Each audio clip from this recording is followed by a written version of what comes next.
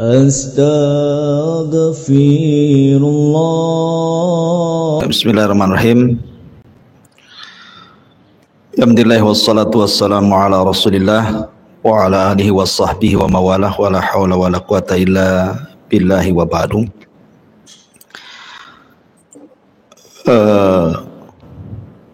Kajian ini alhamdulillah disiarkan langsung di channel Umairah Channel. Jadi kalau ingin menyebarkan bagi ibu-ibu yang mungkin tidak sempat datang kemari, bisa mengikuti kajian lewat YouTube. Ketik saja di Umairah Channel, maka kajian ini langsung live, bisa diikuti di rumah. Tapi bagaimanapun yang punya waktu tentu hadir di majelis ilmu jauh lebih baik lagi, karena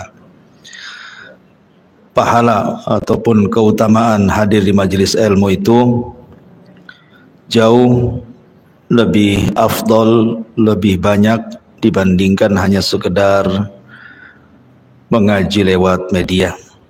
Tapi kalau ada kesibukan yang memang tidak bisa ditinggalkan dan ingin menambah pengetahuan dan wawasan, maka kajian ini sengaja saya live streaming lewat YouTube. Baik, kita masuk pada pasal ke-7 dalam kitab Minhajul Muslim, beriman kepada Al-Quran Al-Karim.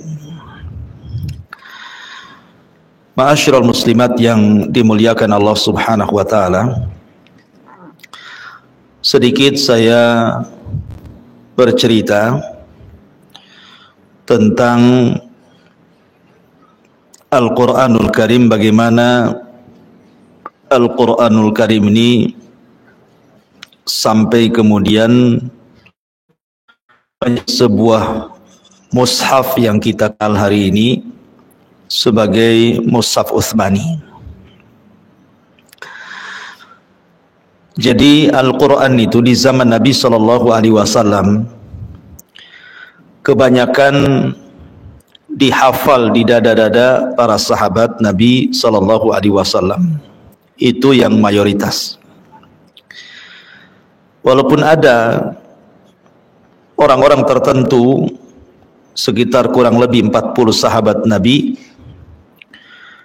dijadikan sebagai para pencatat Al-Quran. Di antaranya Ali bin Abi Thalib radhiyallahu an, kemudian Abdullah ibn Mas'ud, kemudian Ubay ibn Ka'ab, Muawiyah bin Abi Sufyan, dan banyak lagi di antara para sahabat Rasul yang dikenal dengan Katibu Wahyu Nabi sallallahu alaihi wasallam, penulis wahyu Nabi sallallahu alaihi wasallam. Tapi kebanyakan Al-Quran di zaman para sahabat itu semua dihafal di dada-dada. Apalagi tidak semua para sahabat itu yang pandai baca tulis gitu ya. Hanya orang-orang tertentu saja, sehingga tidak banyak yang mencatat. Tetapi kemudian sepeninggal Nabi sallallahu alaihi wasallam, maka ada peristiwa di mana di zaman Abu Bakar Siddiq radhiyallahu an terjadi perang melawan orang-orang murtad. Di antaranya adalah Musailamah Al-Kadzab, si nabi palsu itu. Lah ketika perang melawan Musailamah Al-Kadzab yang dikenal dengan perang Yamamah, rupanya banyak yang gugur dalam perang ini para penghafal Quran. Banyak sekali para penghafal Quran yang gugur dalam perang Yamamah ini, sehingga kemudian mengkhawatirkan kaum muslimin kalau seandainya para penghafal Quran itu banyak yang gugur, maka lambat laun Al-Quran itu akan ditinggalkan. Makanya inisiatif Umar ibn al-Khattab radhiyallahu an, Amirul Mukminin Umar ibn al-Khattab di masa kekhilafan Abu Bakar, datang dia kepada Abu Bakar Siddiq radhiyallahu an memberitakan tentang banyaknya para hufaz Al-Quran yang meninggal dalam perang Yamamah, dan kekhawatiran Umar ibn al-Khattab radhiyallahu an akan ditinggalkannya Al-Quran di masa depan. Makanya Umar kemudian meminta Abu Bakar sebagai khalifah kala itu untuk mengumpulkan lembaran-lembaran mushaf yang pernah dicatat oleh para sahabat. Pada awalnya Abu Bakar menolak karena hal itu tidak pernah dilakukan Nabi. Tetapi kemudian setelah banyak pertimbangan, akhirnya kemudian Allah pun memberikan hidayah kepada Abu Bakar, meluaskan hatinya dan menerima saran daripada Umar ibn al-Khattab radhiyallahu anhu.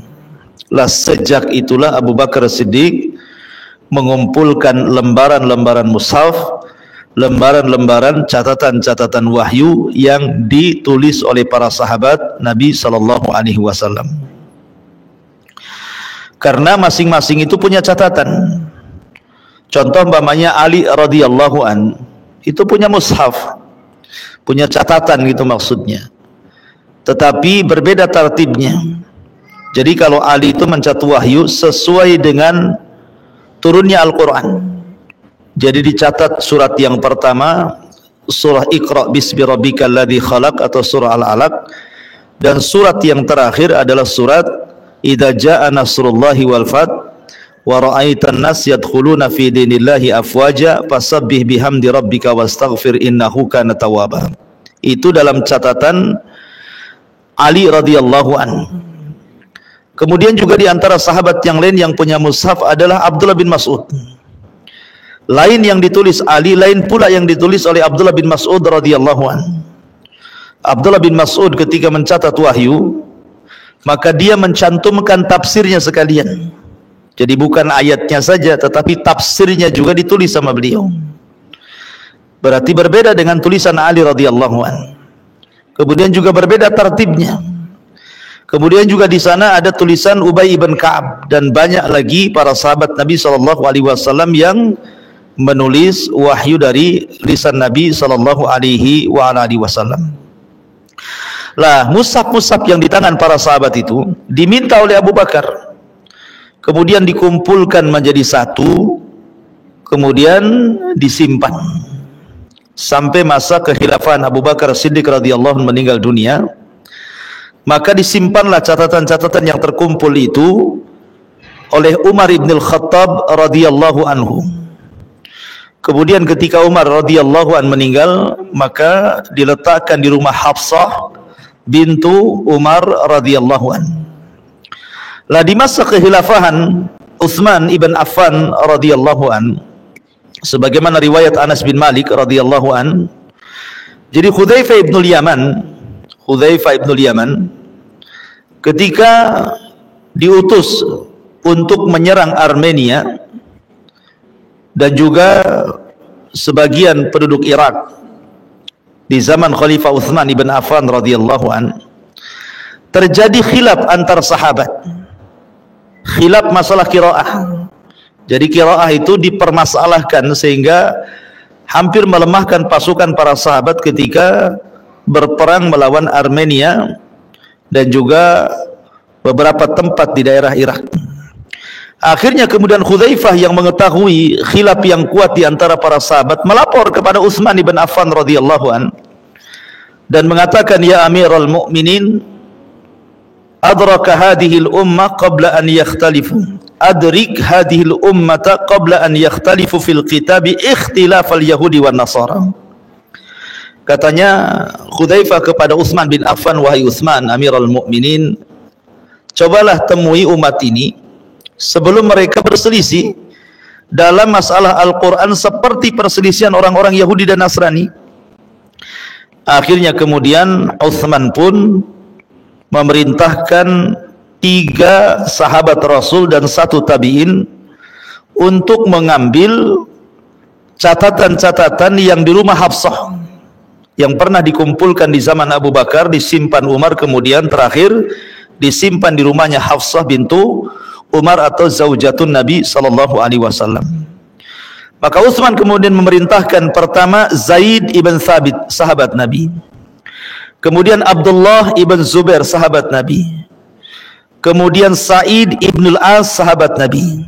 Kecuali satu orang, Abdurrahman ibn al-Harith ibn Hisham, ini seorang tabi'in. Kemudian 4 orang ini diperintahkan Utsman ibn Affan untuk menasakh, memindahkan tulisan dari tulisan-tulisan yang dikumpulkan yang ada di tangan Hafsah, kemudian disaring lagi.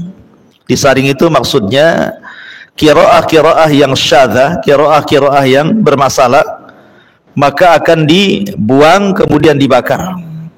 Dan qiraah-qiraah yang disepakati dan qiraah yang terakhir dibaca Nabi sallallahu alaihi wasallam, itulah yang kemudian ditetapkan oleh Utsman ibn Affan, sehingga kemudian dicetaklah menjadi 7 cetakan. Mungkin bahasa kitanya, kalau zaman dulu kan belum ada cetakan, tetapi disalin menjadi 7 salinan, kemudian dibagikan ke daerah-daerah kaum muslimin untuk menyatukan bacaan supaya tidak berselisih soal qiraatul Quran. Subhanallah, jasa besar Utsman bin Affan berhasil, sehingga kaum muslimin tidak ada yang lagi berselisih soal qiraah. Artinya bahwa Utsman sangat berjasa dalam pembukuan Quran ini, sehingga Quran yang kita baca hari ini disebut Rasmu Utsmani. Jadi Utsman itu sampai terbawa-bawa di dalam mushaf namanya. Jadi yang kita baca itu mushaf Utsmani atau Rasmu Utsmani. Itu secara global sejarah pembukuan daripada Al-Quran. Adapun terkait dengan marhalah ketika pembukuan Al-Quran sampai kemudian sekarang Al-Quran itu enak kita baca. Sebenarnya dulu Al-Quran itu susah untuk dibaca, Bu. Karena marhalah yang pertama ketika penulisan Al-Quran itu tidak ada titiknya. Jadi tidak bisa dibedakan mana ba, mana ta, mana sa, mana kha, mana za, mana ra, mana shin, mana sin, tidak bisa. Ya. Karena di permulaan pencatatan Al-Quran itu tidak ada titiknya. Jadi susah membedakan shin dengan sin, ra dengan za, ba dengan sa, itu susah gitu ya, karena tidak ada titiknya. Ya. Dan itu para ulama menyebutnya dengan sebutan muhmalah. Muhmalah itu artinya huruf-huruf hijaiyah tanpa titik, itu namanya huruf muhmalah. Kemudian marhalah yang kedua baru kemudian meletakkan titik yang disebut dengan mu'jamah. Makanya ada qiraah muhmalah, ada qiraah mu'jamah. Artinya mulai dikasih titik sehingga dibedakan mana ba, mana ta, mana sa, mana jim, mana kha, mana shin, mana za. Jadi dibedakan tuh antara ra dengan za, shin dengan sin, ta dengan sa, itu akhirnya ketahuan gitu ya, dengan diletakkannya titik-titik itu. Kemudian marhalah yang ketiga baru kemudian diletakkan syakal. Diletakkan syakal itu artinya diletakkan ada fathah, ada kasrah, ada dhammah, ada sukun. Mulailah Al-Quran mudah dibaca. Kemudian marhalah yang terakhir, marhalah yang keempat, memasukkan ulumul arabiyah ke dalam Al-Quran. Jadi dimasukkanlah ilmu bahasa Arab ke dalam Al-Quran. Ilmu bahasa Arab itu ya terkandung padanya ilmu nahwu, ilmu saraf, ilmu nazam, ilmu badi', ilmu ma'ani, macam-macam pokoknya yang terkait dengan balaghah gitu ya. Ilmu bahasa Arab ini akhirnya dimasukkan ke dalam Al-Quran, sehingga tahu ujung harokat yang dibaca, apakah dhammah, apakah fathah, apakah kasrah, apakah dia rafa, apa nasab, apa jar, apa sukun gitu, jazm, sehingga mulai teranglah, sehingga mudah untuk dibaca. Dan yang memasukkan ilmu ulumul arabiyah ke dalam Al-Quran itu adalah yang mengasasnya Ali radhiyallahu an. Karena ada kisahnya begini. Jadi zaman Ali radhiyallahu an itu ada seseorang yang bernama Abul Aswad Ad-Du'ali. Siapa namanya? Abul Aswad Ad-Du'ali. Abul Aswad Ad-Du'ali ini suatu ketika pulang ke rumahnya, kemudian dia mendengar anaknya membaca Al-Quran salah salah baca gitu ya. Akhirnya terpikir ini kalau anaknya saja salah padahal anaknya orang Arab. Sementara di zaman Ali radhiyallahu an itu banyak orang-orang ajam, orang-orang asing yang bukan Arab masuk ke dalam Islam. Bagaimana pula dengan mereka? Akhirnya kemudian Abul Aswad Ad-Du'ali kepada Amirul Mukminin Ali bin Abi Thalib radhiyallahu an supaya menjelaskan memasukkan ulumul Arabiyah ke dalam ulumul Quran. Akhirnya kemudian kata Abul Aswad Ad-Du'ali, ya Amirul Mukminin, sekarang Islam sudah berkembang, banyak orang-orang asing masuk ke dalam Islam, sementara mereka berbeda dengan kita, tidak paham bahasa Arab.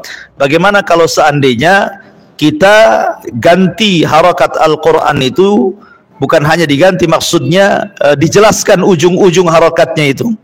Apakah dia fa'il, apakah dia maf'ul gitu ya, apakah dia mudhaf dan begitu seterusnya. Jadi akhirnya kemudian mulailah ditertibkan harakatnya dan dimasukkan ulumul Quran ke dalam Al-Quran, sehingga sempurnalah ilmu rasmi namanya ya, ilmu tulisan, dengan dari awal tidak adanya titik, kemudian yang kedua adanya titik, kemudian yang ketiga adanya harakat, kemudian yang terakhir masuknya ulumul Arabiyah ke dalam ulumul Quran. Lah di sana juga ada ulumul Quran itu yang berkaitan dengan qiraah. Ya, berkaitan dengan qiraah. Kalau itu kan dengan tulisan. Ya, yang tadi itu bicara tentang tulisan, bukan bicara tentang qiraah. Lah ada lagi dalam Quran itu namanya ilmu qiraah, beda dengan ilmu rasmi. Ya, ilmu qiraah sendiri gitu ya. Lah ilmu qiraah ini yang pertama kali meletakkannya adalah Jibril alaihi salatu wassalam. Jadi ketika Jibril mewahyukan kepada Nabi sallallahu alaihi wasallam Al-Quran itu, maka Jibril menggunakan qira'atus sab'ah, qira'ah yang 6 gitu ya, qira'ah yang 6. Kenapa demikian? Karena orang Arab itu bukan satu, orang Arab itu banyak Bu, maksudnya banyak kabilah-kabilah, banyak suku-suku. Samalah kita di Indonesia ini kan, bahasa orang Batak beda dengan bahasa orang Padang, bahasa orang Padang beda dengan orang Jawa, orang Jawa beda dengan orang Sunda, Sunda beda dengan Madura, Madura beda dengan Alor apa gitu ya. Jadi banyak perbedaan. Jadi di Arab juga bukan satu kabilah, berkabilah-kabilah, sehingga lahjahnya berbeda-beda satu dengan yang lainnya. Makanya kemudian Jibril mengajarkan kepada Nabi sallallahu alaihi wasallam sab'ata ahruf, 7 ahruf, maksudnya 7 lahjah menurut lahjah Arab. Dan ini pernah ada sebuah peristiwa. Jadi Umar bin Khattab radhiyallahu an mendengar Hisham, salah seorang sahabat Rasul, membaca Al-Quran. Menurut pandangan Umar itu salah. Alasannya karena yang didengar dari Rasul tidak seperti itu bacaannya gitu ya. Akhirnya kemudian Umar pun membawa Hisham ke hadapan Nabi sallallahu alaihi wasallam. Kemudian kata Nabi SAW, wahai Hisham, bacalah Al-Quran. Maka Hisham pun kemudian membaca Al-Quran. Kemudian Rasul mengatakan, begitulah Al-Quran yang diajarkan Jibril kepadaku. Kemudian Rasul mengatakan kepada Umar, kau Umar, baca sekarang. Maka Umar pun membaca Quran yang berbeda tentunya lahjahnya dengan lahjahnya Hisham. Tetapi Rasul mengatakan, begitu juga engkau wahai Umar, bacaan lahjahmu sama seperti lahjah yang diajarkan Jibril kepadaku. Makanya Nabi SAW mengatakan bahwa aku telah menerima Al-Quran itu dalam sab'atu ahruf, 8 lahjah, 7 lahjah. Ya, 7 qiraah itu bahasa kitanya. Tapi kemudian berkembang ya dari qiraatus sab'ah menjadi qiraatu asyarah gitu ya. Namanya qiraah banyak akhirnya karena berkembangnya ilmu pengetahuan, sehingga berkembang pula ilmu qiraahnya. Jadi yang berkaitan dengan Al-Quran itu ada 2 ilmu yang disisipkan ke dalamnya. Pertama ilmu rasmi, yang kedua ilmu qiraah. Makanya kan qiraah macam-macam Bu ya, ada qiraah qaulun, ada qiraah apa lagi itu, macam-macam qiraah ya. Karena bagaimanapun di zaman dulu sendiri berbeda-beda cara pengucapannya antar satu daerah ke daerah yang lainnya. Contoh umpamanya orang-orang Basrah, mereka mengambil qiraahnya Abi Amr dan juga Ya'qub. Kemudian orang-orang Kufah mereka mengambil qiraahnya Hamzah dan juga Asim. Kemudian orang-orang Syam mereka mengambil qiraahnya Ibnu Amir.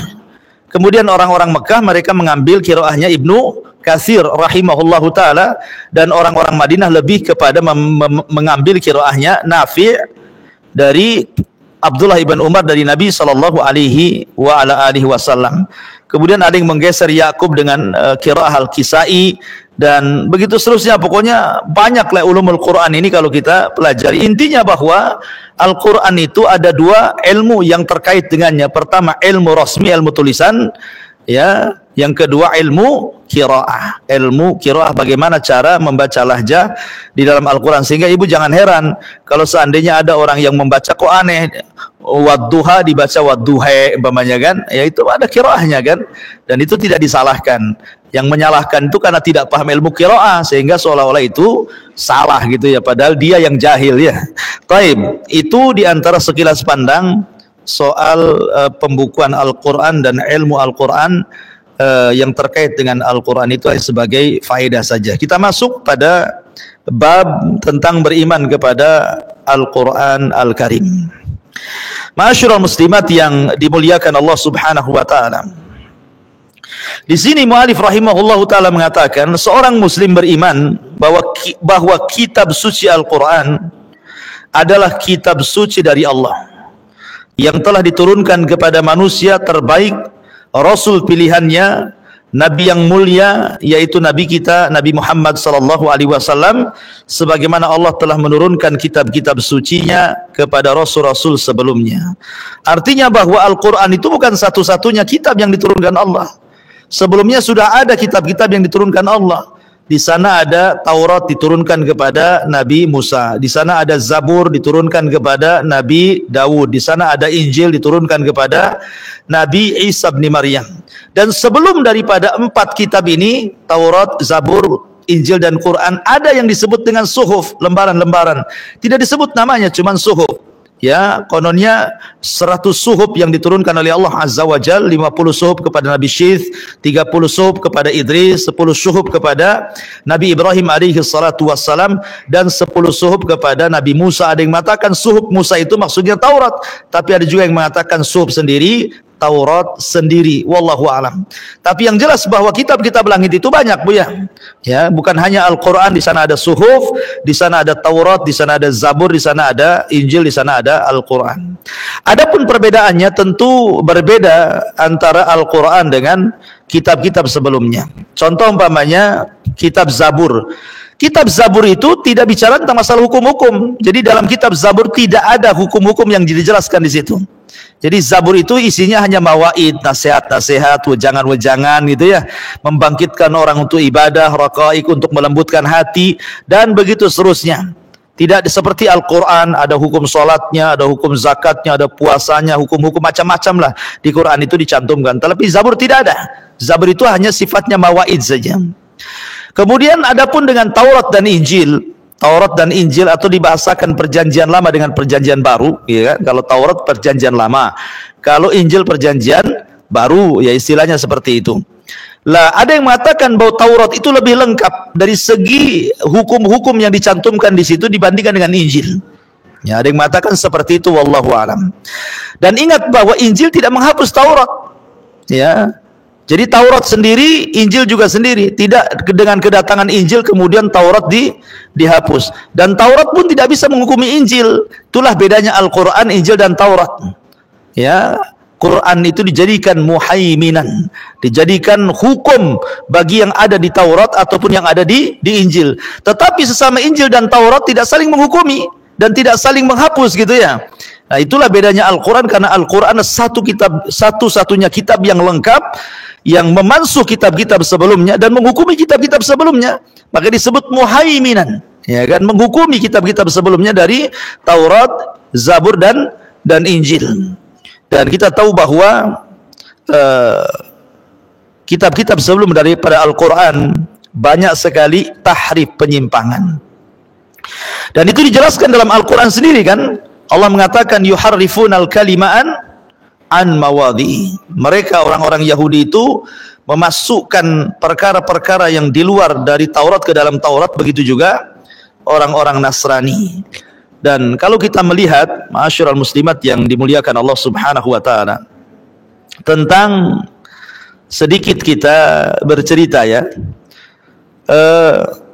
ketika Nabi Isa bin Maryam alaihi salam dikepung oleh tentara orang-orang Romawi, kemudian Allah Subhanahu wa taala takdirkan Isa tidak jadi dibunuh, bahkan Isa diserupakan, kemudian Isa diangkat ke langit dan akan turun di akhir zaman.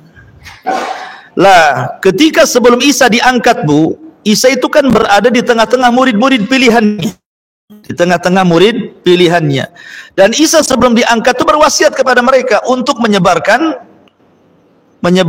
ajaran dia, ajaran Injilnya kepada umat-umat di beberapa tempat berdasarkan orang-orang pilihan Nabi Isa bin Maryam atau disebut dengan Hawariyun, suruh melanjutkan dakwahnya dan menyampaikan ajaran dakwahnya ke berbagai macam tempat. Lah dari situlah kemudian dari murid-murid Isa bin Maryam, ya, karena kan semuanya kan berbeda-beda pengetahuan satu dengan yang lainnya, maka terciptalah dari murid-murid Isa bin Maryam ini 4 Injil yang disepakati. Ya kan, namanya Injil Matta, kemudian ada namanya Injil Markus, ada namanya Injil Yohanna, ada namanya Injil Lukas gitu ya. Ini 4 Injil disepakati karena tertulis di zaman Isa bin Maryam sudah diangkat ke langit, dan Allah Subhanahu wa taala bimbing murid-murid Isa ini sehingga masing-masing muridnya yang berbeda-beda tempat ini akhirnya menulis Injil. Kononnya mereka mengambil dari ajaran Isa bin Maryam. Ya, walaupun sebenarnya Injil itu kemudian oleh murid-murid dan murid-murid setelahnya, ya, setelah kemudian 200-300 tahun setelah wafatnya Isa, bermunculan Injil-Injil yang kemudian sampai mencapai 40 Injil lebih, walaupun disepakati 4 ya, Matta, Markus, Lukas, Yohanna, apalah namanya ya. Intinya bahwa inilah murid-murid Isa yang kemudian meneruskan ajaran Isa bin Maryam. Tapi kemudian setelah 200-300 tahun setelahnya, maka terjadilah banyak penyimpangan dan banyak perkara-perkara luar dimasukkan ke dalam kitab Injil. Kenapa? Karena Injil dan Taurat Al-Quran menyebutnya fihi hudan, di dalamnya ada petunjuk. Beda dengan Al-Quran, langsung Allah katakan hudan lil muttaqin. Quran sendiri adalah hudan, petunjuk gitu ya. Beda ketika Allah menyebutkan Taurat dan Injil fihi, di dalamnya. Kalau Allah menyebutkan Quran, ya satu Quran itulah petunjuk gitu ya. Sehingga kemudian ada sisi celah, kemudian orang-orang kemudian memasukkan paham-paham di luar daripada Injil ke dalam Injil, di luar paham Taurat ke dalam Taurat. Nah, begitu sejarahnya ya, wallahu alam ya. Intinya bahwa Allah Subhanahu wa taala menjamin keotentikan Al-Qur'an tidak sebagaimana jaminan keotentikan kitab-kitab sebelumnya, apalagi kalau seandainya cerita Taurat. Cerita Taurat di zaman Nabi Uzair gitu kan. Taurat itu kan ketika penyerangan Baitul Maqdis ataupun Palestina oleh tentara Bukhtun Nasr, Tauratnya hilang ya. Taurat yang disimpan oleh Uzair itu entah kemana hilang ya. Ada yang mengatakan rusak sehingga kemudian banyak yang tidak bisa dipahami. Makanya kemudian Bani Israel meminta kepada Nabi Uzair untuk dibacakan Taurat kepada mereka. Sementara Taurat yang aslinya sudah tidak ada lagi, sudah banyak rusak gitu ya. Makanya Allah Subhanahu wa taala ilhamkan kepada Uzair, dia sanggup menghafal Taurat lewat hafalannya. Akhirnya kemudian Bani Israel terkagum-kagum dengan Uzair. Akhirnya belakangan pun mereka menuhankan Uzair, sehingga Allah sebutkan dalam surah At-Taubah, wa qalatil yahud Uzair ibnullah, dan berkata orang-orang Yahudi Uzair itu anak Allah, karena mampu menghafal Taurat yang Musa sendiri tidak sanggup menghafalnya. Dari sinilah maka hulunya orang-orang Yahudi kepada Uzair. Lain pula kemudian orang-orang Nasrani. Ada yang mengatakan wallahu alam gitu ya, bahwa ada seseorang namanya Paulus atau yang lainnya, kemudian mulai asalnya Yahudi, kemudian tanasar, pura-pura masuk Nasrani, kemudian merusak ajaran Isa bin Maryam, sehingga muncullah pemahaman-pemahaman yang mengatakan Isa adalah Tuhan, Isa adalah satu di antara 3 Tuhan, ataupun ada yang mengatakan Isa adalah anak Tuhan. Mulailah tersesat kaum Nasrani dari ajaran Nasraninya. Tetapi walaupun demikian masih ada Nasrani-Nasrani yang lurus di zaman itu sebelum Nabi SAW diangkat menjadi Nabi dan Rasul. Bahkan di zaman Rasul sendiri ada namanya Waraqah ibn Naufal, seorang Nasrani yang lurus gitu ya. Ketika kemudian dihabarkan kepada Waraqah bagaimana Nabi SAW berjumpa dengan Jibril, maka Waraqah langsung membenarkan, ya, karena kelahiran Nabi SAW dan kemunculan Nabi SAW sudah tertera dalam Taurat dan Injil, dan itu ditunggu-tunggu oleh orang-orang Yahudi yang ada di kota Madinah. Bayangkan orang-orang Yahudi yang ada di kota Madinah. Dulu Madinah nggak ada orang Yahudi. Lalu dari mana datangnya Yahudi? Ada yang mengatakan ketika Bukhtun Nasr menyerang Palestina, maka banyak kemudian orang-orang Yahudi yang pergi minta suaka, kemudian sampai di Yathrib atau disebut dengan Madinah. Ada juga yang mengatakan ketika terjadi perang Persia dan Romawi, kemudian kekalahan orang-orang Yahudi, akhirnya mereka pun meminta suaka dan sampailah ke Yathrib atau Madinah. Kenapa Yathrib yang dituju? Kenapa nggak tempat lain gitu kan? Secara ekonomi kan Yathrib tidak bagus gitu. Lain dengan Yaman, lain dengan Syam.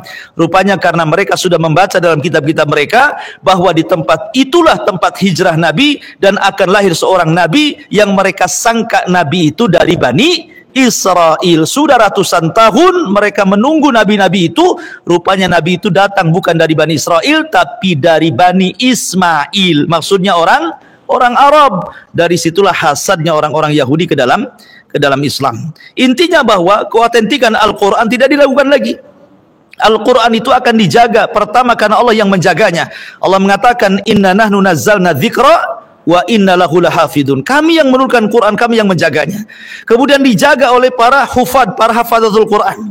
Karena Quran itu mudah dihafal. Walaqad yassarnal Qur'ana lidzikri, sungguh kami mudahkan Quran itu untuk diingat. Artinya orang mudah baca Quran. Orang belum balik saja, lihat imam-imam madhab belum balik sudah hafal Quran. Tapi tidak ada ceritanya orang mampu menghafal Taurat, mampu menghafal Injil seperti orang Islam menghafal Quran, di mana semua orang bisa menghafal Quran asal ada kemauan. Ya, kita lihat di pondok-pondok tahfidz Al-Quran, orang-orang yang hafal Quran sampai 30 juz berserak di mana-mana kan, karena menunjukkan bahwa Quran itu dijaga oleh Allah lewat para penghafal Quran, sehingga kalau ada satu huruf bergeser dari tempatnya langsung ketahuan, sehingga mereka tidak bisa menyimpangkan Al-Quran dari segi lafaz. Akhirnya kemudian mereka pun menyesatkan orang dari segi makna, karena lafaznya tidak bisa dirubah. Karena Allah Subhanahu wa taala menjaga dengan sejaga-jaganya bagaimana keautentikan Al-Qur'an yang berbeda dengan kitab-kitab yang lainnya. Ma'asyiral muslimat yang dimuliakan Allah Subhanahu wa taala. Di sini Allah Subhanahu wa taala berfirman, Tabarakalladzi nazzala al-furqana 'ala 'abdihi liyakuna lil 'alamin nadhira. Maha suci Allah yang telah menurunkan Al-Furqan, maksudnya Al-Qur'an, kepada hambanya agar ia menjadi pemberi peringatan kepada seluruh alam. Jadi Al-Quran itu diturunkan oleh Allah Subhanahu wa taala untuk dijadikan peringatan. Karena dalam Al-Quran itu ada isinya larangan, ada perintah gitu ya, ada targhib, ada tarhib. Ya, ada al-wa'du wal wa'id, ada ancaman, ada juga kabar gembira. Itulah isi Al-Quran secara umum. Kemudian Allah Subhanahu wa taala mengatakan, nahnu naqussu 'alaika ahsanal qasasi bima auhayna ilaika hadzal Qur'an wa in kunta min qablihi laminal ghafilin. Kami menceritakan kepadamu kisah-kisah yang paling baik dengan mewahyukan Al-Qur'an ini kepadamu, dan sungguh kamu sebelum kami wahyukan adalah termasuk orang-orang yang belum mengetahuinya. Maka semua isi Al-Quran itu indah, kisah-kisahnya semuanya indah. Ya, walaupun orang sehebat apapun mendongeng, mengkisah gitu, sebutkan kisah apa saja. Negeri kita kan banyak kisah, Bu ya. Ada kisah maling kundang, ya kan? Ada kisah apa lagi tuh yang dikutuk-kutuk itu macam-macam lah. Yang saya ingat maling kundang saja ya. Tangkuban perahu dikutuk jadi perahu katanya. Macam-macam lah cerita-cerita, saya dah hafal. Sehebat apapun kisah-kisah, cerita-cerita dongeng dalam negeri ini, tidak bisa mengalahkan indahnya kisah-kisah dalam Al-Quran. Karena kisah-kisah dalam Al-Quran itu Allah yang menceritakan, sehingga syarat pelajaran dan syarat ibrah dan juga pelajaran, faedah-faedah yang luar biasa yang kita bisa praktekkan dalam kehidupan kita gitu ya. Karena Al-Quran itu dijadikan undang-undang untuk diamalkan untuk kehidupan kedamaian, kehidupan kita di dunia dan di akhirat ya. Jadi Quran itu memiliki kisah-kisah yang luar biasa. qasasul anbiya, kisah-kisah para nabi, qasasul man qablana, kisah-kisah orang sebelum kita, baik orang baiknya atau orang jahatnya seperti Qarun, Fir'aun, Namrud dan yang semisalnya, itu semua diceritakan dalam Al-Quran sebagai ibrah dan pelajaran bagi yang membacanya, khususnya kita kaum muslimin. Kemudian Allah mengatakan, inna anzalna ilaikal kitaba bil haqq litahkuma bainan nas bima arakallah wala takun lil khainina khasima. Sesungguhnya kami telah menurunkan kitab kepada, maksudnya Al-Quran, dengan membawa kebenaran supaya kamu mengadili antara manusia dengan apa yang telah Allah wahyukan kepadamu, dan janganlah kamu menjadi penentang orang-orang yang tidak bersalah karena membela orang-orang yang khianat. Artinya begini Bu, Quran itu solusi. Apapun permasalahan ibu, pasti setiap orang itu kan punya masalah Bu, itu semua solusinya dalam Al-Quran. Sebutkan masalah apa saja, semua solusi dalam Al-Quran. Quran itu solusi, makanya Allah mengatakan fa in tanaza'tum fi syai'in farudduhu ilallahi wa rasul. Kalau kalian bermasalah dengan sebuah permasalahan, syai'un di sini fi syai'in nakirah tufidul umum, maksudnya masalah agama kah, masalah dunia kah, kalau ingin selesai kembalikan kepada Allah Al-Quran dan kepada Rasul, sunnah Nabi SAW. Karena Rasul mengatakan innama utitu al-kitab wa mislahuma, telah diberikan kepadaku Alkitab dan yang semisalnya, maksudnya sunnah Nabi SAW. Kemudian Allah Subhanahu wa taala berfirman, ya ahlal kitab qad ja'akum rusuluna yubayyinu lakum katsiran mimma kuntum tukhfun minal kitabi wa ya'fu an katsirin qad ja'akum minallahi nurun wa kitabun mubin yahdi bihillahu man ittaba'a ridwanahu subulas salam wa yukhrijuhum minadh dhulumati ilan nur biiznihi wa yahdihim ila siratim mustaqim. Hei ahli kitab, maksudnya Yahudi dan Nasrani, sesungguhnya telah datang kepadamu Rasul kami, maksudnya Rasulullah, menjelaskan kepadamu banyak dari isi Al-Quran yang kamu sembunyikan, isi Alkitab yang kamu sembunyikan, dan banyak pula yang dibiarkannya. Sesungguhnya telah datang kepadamu cahaya dari Allah dan kitab yang menerangkan. Dengan kitab itulah Allah menunjuki orang-orang yang mengikuti keridhaannya ke jalan keselamatan, dan dengan kitab itu pula Allah mengeluarkan orang-orang itu dari gelap gulita kepada cahaya yang terang benderang dengan izinnya, dan menunjuki mereka ke jalan yang lurus. Itulah bedanya Quran dengan umat-umat sebelumnya, karena Quran itu lengkap Bu. Bahasa saya itu, dari 104 kitab ini, suhuf, itu tercantum di dalam ayat yang sering ibu dengar, inna hadza lafi suhufil ula suhufi Ibrahim wa Musa. Sesungguhnya Al-Quran ini terkandung suhuf, baik suhuf Ibrahim, suhuf yang awal-awal ataupun suhuf Ibrahim dan suhuf Nabi Musa. Maksudnya begini Bu, Allah turunkan kitab langit itu 104. Dari 104 itu Allah gabungkan dalam satu kitab namanya Taurat. Kemudian dari 100 kitab dan Taurat itu Allah Subhanahu wa taala gabungkan dalam kitab namanya Injil. Kemudian dari Injil itu yang tergabung padanya Taurat, kemudian suhuf-suhuf termasuk juga Zabur di dalamnya, maka Allah Subhanahu wa taala gabungkan dalam satu kitab yang disebut dengan Al-Quran. Jadi Al-Quran itu mencakup semua kitab-kitab langit. Bahkan ada surat yang ada dalam Quran tidak ada dalam kitab-kitab langit, seperti surah Al-Fatihah atau awakhir surah Al-Baqarah, itu tidak ada dalam kitab Taurat, Injil, Zabur, karena itu khususnya bagi umat Islam yang dicantumkan dalam Al-Quranul Karim.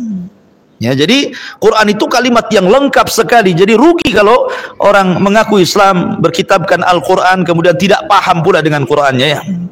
Kemudian juga Allah Subhanahu wa taala mengatakan, "Famanittaba hudaya fala yadillu wa la yasqa wa man a'rada an dzikri fa inna lahu ma'isyatan dhanka wa nahsyuruhu yaumal qiyamati a'ma."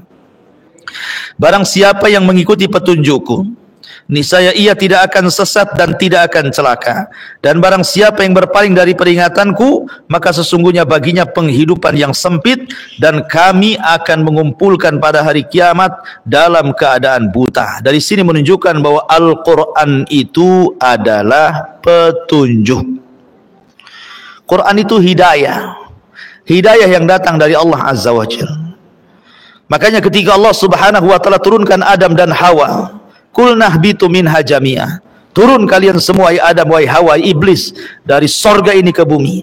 Fa imma ya'tiyannakum minni hudan fala khaufun 'alaihim wa lahum yahzanun.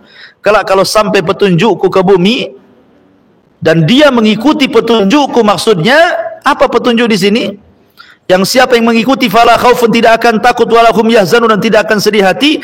Kata para ulama, yang dimaksud petunjuk yang Allah turunkan ke bumi ketika menurunkan Adam, Hawa dan Iblis, artinya Allah akan mengutus para utusan dari kalangan para nabi dan rasul dan kitab-kitab yang turun dari langit atau disebut dengan kutubus samawat. Allah utus para nabi, diturunkan padanya suhuf seperti Syith, Idris, Ibrahim, kemudian Musa. Itulah petunjuk. Kemudian Allah turunkan Taurat dan juga Nabi Musa sebagai utusannya. Itulah petunjuk, siapa yang ikut Nabi Musa dan Taurat di zamannya selamat dia. Kemudian Musa meninggal, datang Zabur dengan Daud yang ditunjuk oleh Allah untuk memegang Zabur. Siapa yang ikuti Zabur dan Daud, maka itulah petunjuk di zamannya sampai kepada Isa dan Injilnya. Siapapun yang mengikuti Isa dan Injilnya di zamannya, maka selamat. Maka era mereka sudah lewat, masuklah era kenabian Rasul kita Muhammad sallallahu alaihi wasallam dengan Al-Qur'an yang di tangannya. Maka siapapun yang mengikuti Al-Qur'an dan juga sunnah Nabi sallallahu alaihi wasallam, maka dia akan mendapatkan petunjuk dari Allah. Taraktu fikum amraini lan tadillu ma tamassaktum bihi ma kitaballah wa sunnati. Ku tinggalkan kepada kalian dua perkara, siapa yang mengikutinya tidak sesat kalian selamanya, Al-Qur'an dan juga sunnah Nabi sallallahu alaihi wa ala alihi wasallam. Kemudian juga Allah mengatakan innahu lakitabun aziz la ya'tihil batilu min baini yadayhi wala min khalfihi tanzilun min hakimin hamid. Sungguhnya Al-Quran itu adalah kitab yang mulia yang tidak datang kepadanya kebatilan, baik dari depan maupun dari belakang, yang diturunkan dari Rabb yang maha bijaksana lagi maha terpuji. Artinya bahwa Al-Quran yang kita baca setiap hari, yang kita dengarkan ketika menjadi menjadi makmum dalam solat atau yang dibaca imam, tidak ada satupun ayatnya mengajarkan kebatilan. Tidak ada. Bahkan satu ayat yang bertentangan dengan ayat yang lain pun tidak ibu dapati. Karena Allah mengatakan walau kana min indi ghairillahi lawajadu fi ikhtilafan katsira. Kalau Quran itu bukan datang dari Allah tapi datang dari selain Allah, kau akan dapati banyak kontradiktif di dalamnya, perselisihan dalamnya. Masa ayat satu bertentangan ayat yang lain? Tapi rupanya karena datang dari Allah, satu Quran tidak ada yang bertentangan satu ayat dengan ayat yang lainnya. Luar biasa. Ya. Dan itu menunjukkan apa? Keautentikan Al-Qur'anul Karim, sehingga Allah mengatakan inna nahnu nazzalna dzikra wa inna lahu lahafidun. Kami yang menurunkan Quran, kami yang menjaga Al-Qur'anul Karim. Ma'asyiral muslimat yang dimuliakan Allah Azza wa Jalla. Kemudian dalam kitab ini mu'alif rahimahullahu ta'ala mencantumkan beberapa hadis Nabi sallallahu alaihi wasallam. Hadis yang pertama, Nabi SAW mengatakan ala inni utitul kitaba wa mithlahu ma'ah. Ketahuilah sesungguhnya aku dikaruniakan Al-Quran dan yang semisalnya, maksudnya sunnah. Apa bedanya Quran dengan sunnah? Kalau Quran itu mutawatir, tidak ada satupun ayat yang diteliti. Jangan pula ibu meneliti ayat, ayat 2 surah Al-Baqarah diperselisihkan para ulama, ada yang mensahihkan, ada yang menghasankan, ada yang melemahkan. Itu jahil atau Quran tuh ya. Jadi jangan disamakan ayat dengan hadis. Kalau hadis ya, kalau hadis itu ada yang sahih, ada yang dhaif, ada yang hasan, ada yang mutawatir, ada yang ahad, ya wajar. Tapi Quran tidak. Quran itu datang dari Allah mutawatir, datang dari Allah kepada Jibril, datang dari Jibril kepada Nabi SAW dan disampaikan kepada umatnya. Beda dengan hadis Nabi SAW, harus diteliti dulu. Apalagi di zaman setelah banyaknya para pemalsu hadis, maka harus diteliti oleh para ulama pakar sehingga bisa menyaring mana hadis yang dhaif, mana yang sahih, mana yang palsu, mana yang tidak, mana yang ahad, mana yang mutawatir, mana yang begitu seterusnya, ya kan? Kemudian Allah juga, Rasul mengatakan khairukum man ta'allamal Qur'ana wa 'allama. Sebaik-baik kalian adalah orang yang belajar Al-Qur'an atau orang yang mengajarkan Al-Quran. Begini Bu, dahsyatnya Al-Quran ini luar biasa. Ketika Allah Subhanahu wa ta'ala tugaskan Jibril untuk menyampaikan wahyu berupa Al-Quran kepada Nabi SAW, maka di Sayyidul Malaika, pemimpinnya para malaikat. Kemudian ketika Allah Subhanahu wa taala turunkan Al-Quran kepada Rasulullah, apa yang terjadi? Maka Nabi SAW menjadi Sayyidul Anbiya'i wal Mursalin, pemimpinnya para nabi dan rasul. Ketika Allah Subhanahu wa taala turunkan Al-Quran itu di bulan Ramadan, maka Ramadan menjadi Sayyidus Syuhur, pemimpinnya bulan-bulan. Ketika Allah Subhanahu wa taala turunkan Al-Quran itu di malam Lailatul Qadar, maka malam Lailatul Qadar menjadi Sayyidul Laila, pemimpinnya malam-malam, malam terbaik dari seluruh malam dalam setahun. Bayangkan Bu, Al-Quran mengangkat derajat Jibril, mengangkat derajat Rasul sallallahu alaihi wasallam, sampai mengangkat derajat bulan dan juga mengangkat derajat hari, derajat malam. Coba ibu bayangkan, kalau seandainya Al-Quran itu masuk di dada-dada ibu semuanya, apa tidak diangkat derajat ibu? Makanya Umar bin Khattab radhiyallahu an ketika mengeluh kepada gubernur Mekah gara-gara ditinggalkan daerahnya dan mengatakan, "Hei, kau tinggalkan Mekah, siapa yang menggantikan kamu di Mekah?" kata Umar. Itu di zaman Khalifah Umar. Maka gubernur Mekah mengatakan, "Kuwakilkan kepada wakilku namanya Abdurrahman ibn Abzah atau dikenal dengan Ibnu Abzah." Katanya Umar, "Siapa Ibnu Abzah itu? Saya nggak kenal." Kata gubernur Mekah, "Itu dulunya budakku merdekakan." Kata Umar, "Apa nggak ada orang merdeka? Kenapa kau cari mantan budak dijadikan wakilmu?" Kata gubernur Mekah, "Begini Amirul Mukminin, kamu tidak tahu siapa Abdurrahman ibn Abzah ya? Abdurrahman ibn Abzah itu alim bi kitabillah, orangnya alim dalam Quran, pakar dalam Quran, ahli faraid, kalau berhukum dengan hukum keadilan." Ketika mendengar bahwa Ibnu Abzah pakar dalam Quran, Umar pun terdiam. Tiba-tiba dia mengatakan, "Shadaqa Rasulullah sallallahu alaihi wasallam." Sungguh benar ucapan Rasul. "Innallaha yarfa'u bihadzal kitaba aqwaman wa yada'al akharin." Sungguh terkadang Allah mengangkat sebuah kaum dengan Al-Qur'an ataupun menghina kaum dengan Al-Qur'an itu sendiri. Jadi Al-Qur'an itu mengangkat pelakunya. Makanya kalau seandainya Jibril terangkat dengan Quran, Rasul terangkat dengan Quran, bulan Ramadan terangkat dengan Quran, Lailatul Qadar terangkat dengan Quran, maka ibu pun akan terangkat dengan Quran jika khairukum man ta'allamal Qur'ana wa 'allama. Ibu mau belajar atau mengajarkan Al-Quran, itu sebaik-baik manusia itu. Kuntum khaira ummatin ukhrijat linnas. Kemudian Rasul mengatakan, la hasada illa fisnataini. Rajulun atahu Allahul Qur'ana fahuwa yatsluhu ana al-laili wa ana an-nahar, wa rajulun atahu Allahu malan fahuwa yunfikuhu ana al-laili wa ana an-nahar. Tidak ada hasad iri yang dibenarkan kecuali dalam dua perkara, yaitu seseorang yang dikaruniai Al-Quran lalu membacanya di waktu malam dan siang, dan seseorang yang dikaruniai harta kemudian dia infakkan hartanya di waktu siang dan juga malam. Jadi hasad itu boleh, tapi pada perkara yang dua ini saja. Tapi ini sebenarnya ulama tidak menyebutnya hasad, tetapi ghibtah namanya ya. Jadi kalau ibu punya kawan kok cerdas, kawan itu di samping ibu tuh kawannya cerdas, hukum apa saja bisa jawab, bisa fikih, bisa tauhid, bisa apa saja dia bisa jawab kan. Kemudian ibu iri, ya Allah saya ingin seperti dia. Itu bukan hasad ghibtah, hasad yang dipuji karena ibu berlomba-lomba dalam kebaikan. Beda kalau ibu begini, kapanlah itu yang pandai itu kejeduk kepalanya gitu ya. Kenapa? Biar error isi kepalanya, biar dia paling bodoh di sini. Ah, itu sudah hasad Bu ya. Niat supaya kejeduk kepala kan, supaya error otaknya kemudian hafalannya hilang. Jadi ibu orang paling pandai, itu hasad namanya. Ya, hasad itu seperti itu.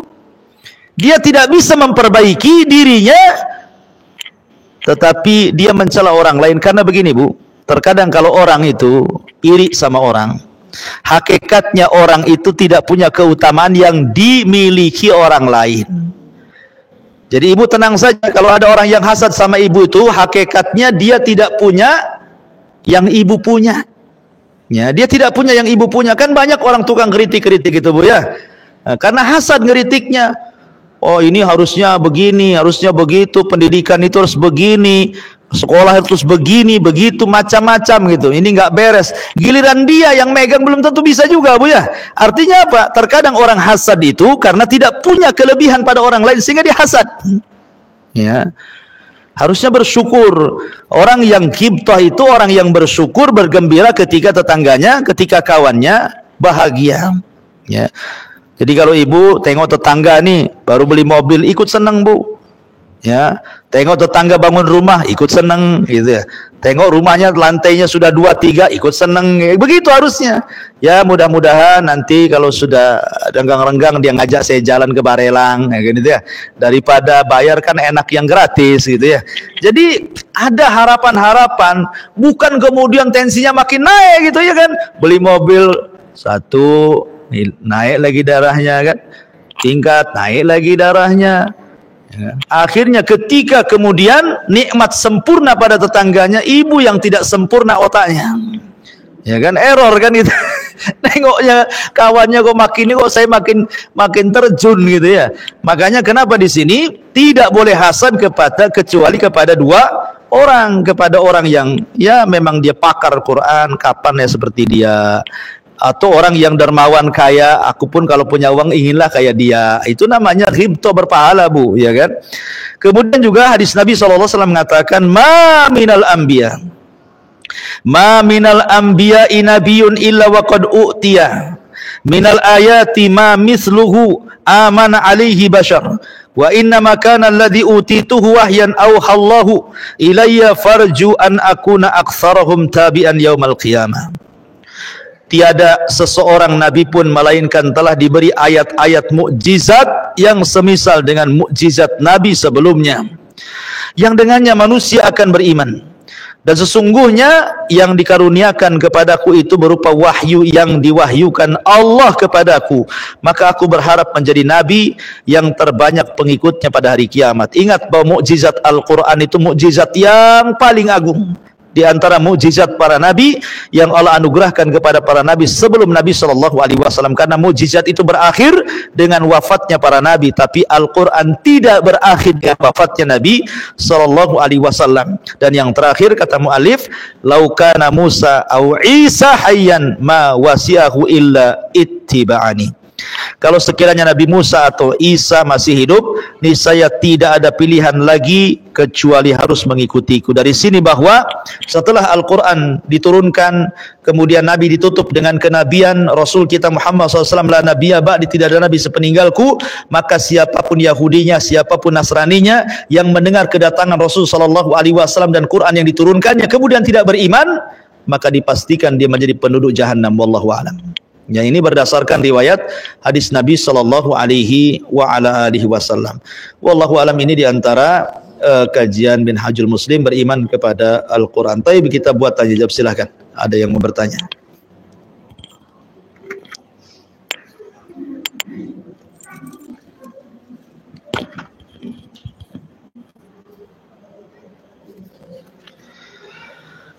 Iya, sudah datang pertanyaan. Bismillah. Assalamualaikum Ustaz. Ya, waalaikumsalam warahmatullahi wabarakatuh. Bagaimanakah cara ibadahnya umat-umat terdahulu sebelum Islam datang? Seperti umat Nabi Isa, Nabi Musa yang masih mentauhidkan Allah. Ana pernah mendengar Al-Quran yang sudah usang atau sudah rusak fisiknya boleh dibakar, benarkah Ustaz? Afwan ya. Jadi ini dua pertanyaan. Pertama, bagaimana ibadah-ibadahnya umat dulu?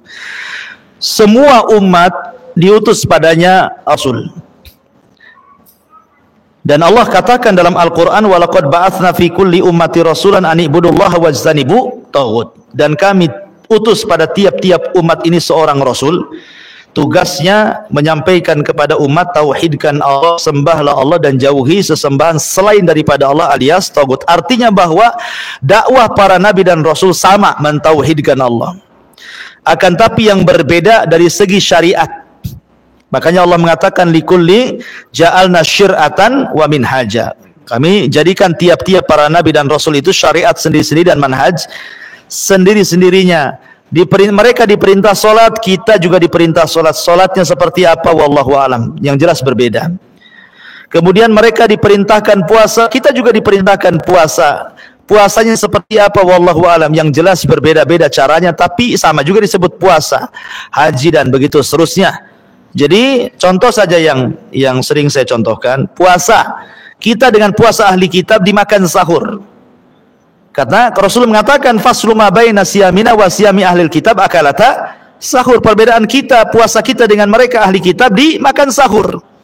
Ya, itulah. Jadi salah satunya berbeda caranya, tetapi tujuannya sama. Karena bagaimanapun Rasul mengatakan nahnu ma'asyiral anbiya ikhwatul allat abuna wahid wa ummuna syatta. Kami semua para nabi itu bersaudara, satu bapak gitu ya. Bapaknya satu tetapi ibunya banyak. Artinya semua para nabi dakwahnya sama. Makanya ketika Nabi SAW di hadapan Adas ketika itu pulang dari Taif, tidak ada yang beriman kepada Rasul. Rupanya di kebun kurma berjumpa dengan seorang Nasrani namanya Adas. Ketika Rasul SAW bertanya, dari mana engkau? Dia mengatakan dari Nainawa. Kata Rasul, oh dari negeri Yunus ibn Matta, katanya ya. Kata Adas kaget, kok orang ini tahu soal Yunus? Makanya Rasul mengatakan Yunus adalah saudaraku. Ya, maksudnya sesama para nabi, gitu ya.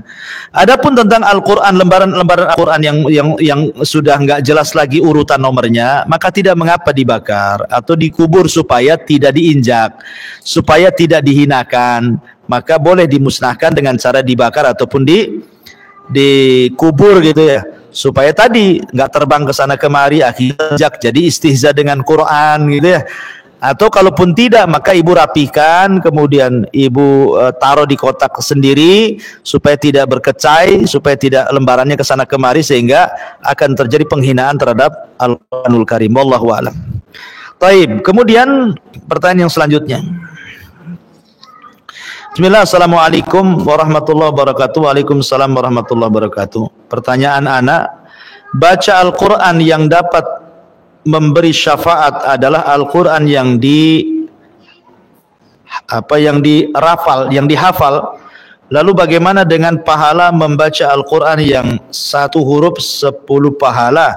Dan apakah syafaat dari Al-Mulk yang rutin dibaca setiap malam langsung memberi syafaat langsung di dalam kubur Ustaz? Dan yang kedua, di dalam Al-Quran terdapat banyak doa-doa, apakah boleh diamalkan dalam sujud terakhir dan sebelum salam? Jazakallahu khairan, barakallahu fiik wa barak. Taib. Tentang masalah Al-Quran, ingat Rasul mengatakan iqra'ul Quran fa innahu syafi'an li ashabi. Bacalah Al-Quran karena Quran itu akan menjadi syafaat bagi para pembacanya. Tentu di sini tidak ada kalimat harus hafal, ya. Harus hafal. Kalau tidak hafal, kalau dari mushaf baru tidak dapat syafaat, kalau dari hafalan dapat syafaat. Tidak ada riwayat bahwa dapat syafaat itu dari hafalan, tidak. Yang jelas suruh baca Quran, baik lewat hafalan atau lewat tulisan. Yang hafal ya hafalan, yang tidak hafal ya baca mushaf, ya gitu kan. Perbanyak bacaan Quran karena akan jadi syafaat Quran itu pada hari kiamat di hadapan Allah Subhanahu wa ta'ala. Bahkan satu huruf saja, kata Nabi SAW, man qara'a harfa min kitabillah falahul hasanatu wal hasanatu bi asyri amsalihha, la aqulu alif lam mim harfun walakin alifun harfun wa lamun harfun wa mimun harfun, kata Rasul. Barang siapa yang membaca satu huruf dalam Al-Quran, maka satu kebaikan dikali lipat gandakan menjadi 10 kali lipat kebaikan. Aku tidak katakan alif lam mim satu huruf, tapi alif satu huruf, lam satu huruf, mim satu huruf. Artinya bahwa setiap orang yang membaca Quran, mau tertatih-tatih, mau lancar, mau bagus, mau tidak bagus suaranya, tetap dapat satu huruf itu 10 pahala. Tetapi tentu berbeda orang yang lancar ma'a safaratil kiramil bararah, akan bersama para malaikat yang safar ke sana kemari. Tetapi orang yang tidak lancar wayatata gitu, orangnya masih belajar tertatih-tatih, tetap dapat 2 pahala, pahala baca Quran dan pahala tertatih-tatihnya karena dia sungguh-sungguh ingin membaca Al-Quranul Karim. Wallahu a'lam. Adapun doa-doa yang warid dari Al-Quran dan Sunnah, bagus kalau memang ibu membaca doa dalam sujud setelah kewajiban membaca Subhana Rabbiyal A'la atau setelah baca perlindungan dari 4 perkara sebelum salam, mengambil doa-doa yang warid, doa-doa yang tercantum dalam Quran dan Sunnah itu lebih baik lagi. Ya, karena doa-doa kan banyak, boleh doa apa saja gitu ya. Kalau syukur-syukur datang dari Al-Quran dan Sunnah, dan ibu hafal, maka itu lebih baik lagi. Dan ingat dalam berdoa itu 2/3 untuk akhirat, 1/3 itu untuk dunia. Taib. Bismillah, afwan Ustaz, izin bertanya ya. Dosakah kita apakah kelak di akhirat kita dipertanyakan karena tidak berusaha menghafal Quran? Iya, akan dipertanyakan. Ya, karena salah satu pertanyaan alam kubur itu tentang masalah Al-Quran. Wa ma imamuk, apa imammu? Maksudnya kau ngikuti mana? Maka kalau dia memang pakar, artinya suka belajar Quran, suka membaca Quran, maka dia akan menjawab Al-Quran. Maka saya sarankan jangan pernah malu belajar Quran, walaupun ibu sudah kakek, sudah nenek, tidak ada masalah. Ya kan? Tidak masalah. Dulu juga para sahabat sudah pada tua-tua masuk Islam. Maka ibu-ibu juga sama, nggak apa-apa. Jangan malu. Quran itu identitas kita dan akan jadi syafaat bagi kita. Maka jangan pernah malu. Ibu tidak pernah bisa baca Quran, cari guru. Dari mulai Iqra dulu. Ya kan? Nggak apa-apa, dari AA, baba, tata, sasa, nggak ada masalah, ya kan? Nanti lama-lama itu bisa digabung-gabungkan, lama-lama sebentar saja bu belajar Quran itu kalau sungguh-sungguh, karena Allah yang mengatakan walaqad yassarna Qur'ana lidzikri, kami mudahkan Quran itu, ya nggak ada yang sulit, nggak ada yang mustahil, ya, karena Allah Subhanahu Wa Taala tidak mungkin menurunkan wahyu yang mustahil dihafal, yang mustahil dibaca. Wallahu a'lam. Kemudian pertanyaan selanjutnya, bismillah, afwan Ustaz, izin bertanya, apakah suatu kemunafikan jika seseorang ibu memaksa anaknya membaca, menghafal Al-Quran sementara dia si ibu tidak menghafal? Tidak. Yang jelas ibunya harus berusaha juga. Seorang orang tua itu kan ingin anaknya cerdas supaya jadi syafaat, bukan munafik gitu kan. Tetap ibu itu bagus bahwa ibu menekan anaknya supaya menghafal, membaca Quran, bagus. Cuman bagaimanapun namanya qudwah itu kan harus ibda binafsik, mulailah dari diri sendiri gitu bu ya. Ya, ibu pun harus belajar lah, jangan nyuruh-nyuruh anak terus tapi tidak pula ibu belajar. Apalagi yang wajib, ibunya nyuruh anaknya suruh sholat 5 waktu, ibu pula tak sholat 5 waktu, kafir lah ibu. Ya, kalau memang itu berkaitan dengan kewajiban ya, maka saya sarankan ibu tetap dorong anaknya supaya menjadi para penghafal Quran, dan ibu sendiri berusaha untuk membaca Quran. Kalau tidak bisa belajar, ya belajar. Kan banyak tahsin, buatlah grup-grup tahsin, ajak orang-orang. Kalau malu sendiri ya privat di rumahnya. Jangan malu. Al-Quran itu jalan menuju sorga. Ya. Ustadz, bagaimana adab yang terbaik sebagai seorang hafid? Karena orang awam akan menilai kenapa seseorang hafid melakukan kesalahan maksiat begini dan begitu. Ya, seorang penghafal Quran tentu akan lebih terjaga secara akhlak. Ya, tetapi kalaupun seandainya Allah takdirkan kemudian dia tergelincir, tidak ada manusia yang sempurna di permukaan bumi ini bu. Tidak ada, bahasa saya ini bu, kadang ada orang yang mengkritik ustadz. Pokoknya saya dikritik gitu ya sama ibu, maunya itu Abu Umairah itu yang sempurna lah kan itu. Kenapa? Ya jangan begini, kalau misalnya pakaiannya bagus, ininya bagus, begini. Kadang ibu ini menuntut ustadz suruh sempurna. Ya, seolah-olah ibu itu pengen ustadz jadi malaikat ya, tapi ibu sendiri jadi iblis masalahnya. Nah gitu ya. Jadi ibu sendiri menuntut orang suruh baik, ibu sendiri jadi iblis jadinya kan.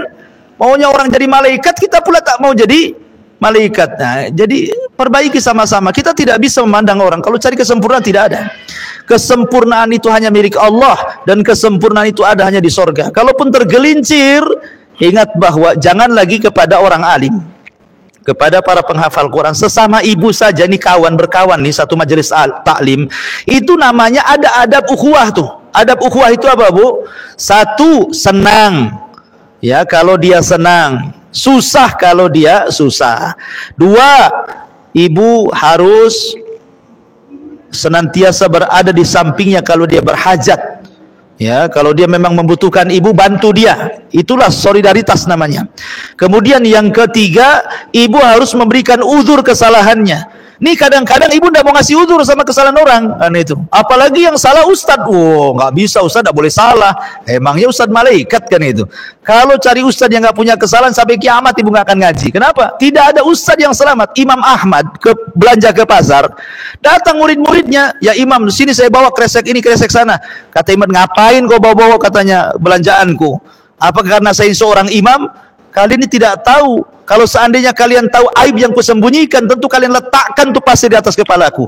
Semua orang punya aib, semua orang punya dosa, tidak ada yang sempurna gitu ya. Makanya berikan uzur.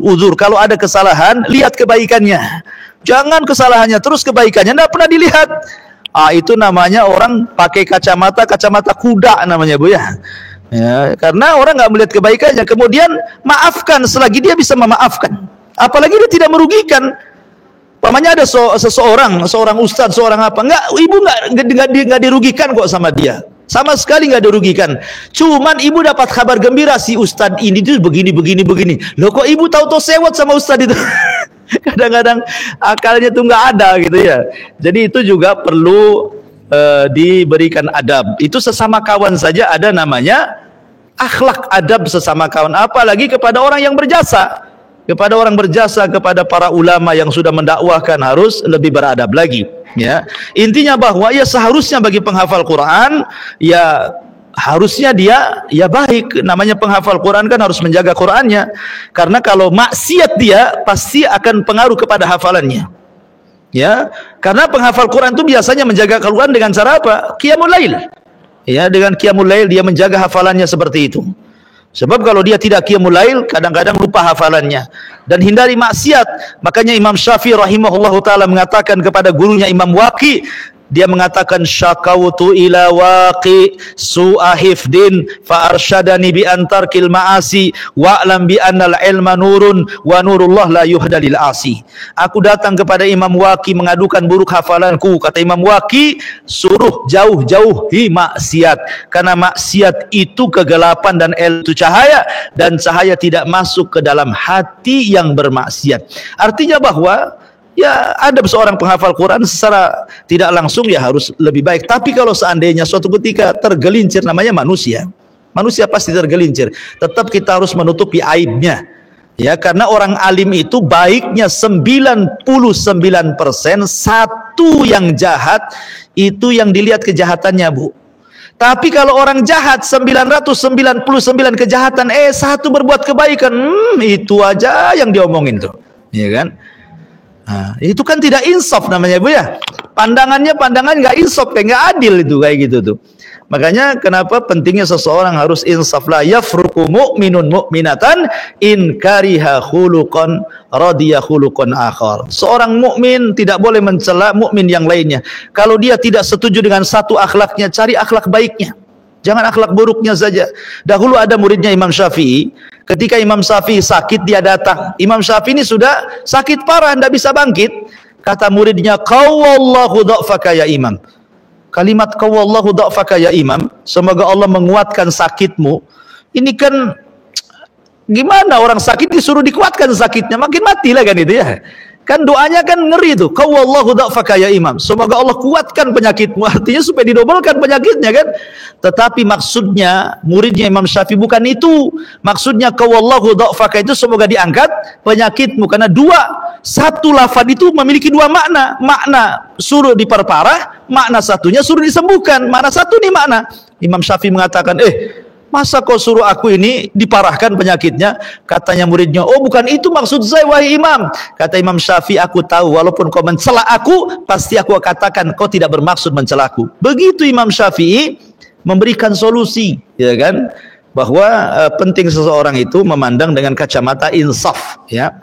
Tetapi kalau memang ada seorang alim hafidh Quran salah dan ibu bisa menegurnya, ditegurlah supaya dia sadar gitu ya. Wallahu a'lam bishawab. Saya kira cukup. Ini ada satu lagi. Bismillah, afwan Ustadz, ini menyangkut dengan kajian minggu lalu. Apabila istri mau memberi uang orang tuanya dari hasil kerja istri sendiri, apa perlu minta izin suami? Tidak perlu, itu kan uang ibu, ngapain izin suami? Kecuali kalau ibu minta uang dari suami. Nah, baru izin, bang, boleh nggak bang? Ini kayaknya belanjaannya kita potong aja ya. Nampaknya ibu di kampung perlu. Ah, nggak apa-apa kayak gitu ya. Tapi kalau ibu sendiri yang cari uang, solid milik ibu, nggak perlu izin suami apa pula kan itu. Kemudian yang kedua, bolehkah istri mengambil uang suami tanpa izin suami untuk ditabung? Soalnya suami boros dan nggak bisa menabung. Pertanyaannya, Bu, suaminya bakhil atau enggak? Itu aja. Kalau suami ibu bakhil, kan ada tuh tipe-tipe suami bakhil itu kan, dari ibu nikah tahun 90 sampai 2001 uang belanjanya 500 terus kan, nggak nambah-nambah. Contohnya, kok nggak nambah-nambah uang belanjanya, minta ini minta itu nggak dibelikan. Itu kalau udah bakhil, Bu, bakhil, maka terjadi di zaman Rasul. Hindun itu istrinya siapa? Abu Sufyan, dulunya yang musuh Nabi yang paling berat tuh, tapi dua-duanya dapat hidayah. Lah, Hindun ini datang kepada Rasul. Rasul, suamiku Abi Sufyan itu syakih, orangnya bakhil. Boleh nggak saya ngambil uangnya untuk keperluan saya dan anak saya? Kata Rasul, boleh, tapi sebatas keperluanmu dan anak-anakmu. Artinya apa? Boleh seseorang nilep dompet suami kalau suami bakhil. Tapi kalau suami nggak bakhil, apalagi di sini boros, senanglah ibu, ya kan? Kalau boros kan, ibu minta ini dikasih, ibu minta. Kalau sudah gitulah, ngapain ibu maling-maling dari dompet suami pula, ya kan? Ya mungkin ibu dengan cara yang lain, dengan cara, bang, kita tabunglah ini gimana? Pandai-pandai ibu lah ngerayu suami, masa tak bisa merayu suami? Ya, apa perlu belajar lagi cara merayunya? Tapi yang jelas bahwa ya tidak elok, tidak baik ngambil-ngambil, apalagi sampai ketahuan suami, apalagi suami ini wataknya tidak baik gitu ya, suka marah, temperamen dan yang lainnya, itu jadi masalah jadinya. Nanti suami tahu-tahu udah tahu nih padahal sebenarnya suaminya kan, dibiarin sampai ketika ada masalah, suami buka kartu ibu, aku udah tahu kau suka ngambil dari dompet katanya. Kan jadi masalah, Bu, ya. Ya izinlah lebih baik ya.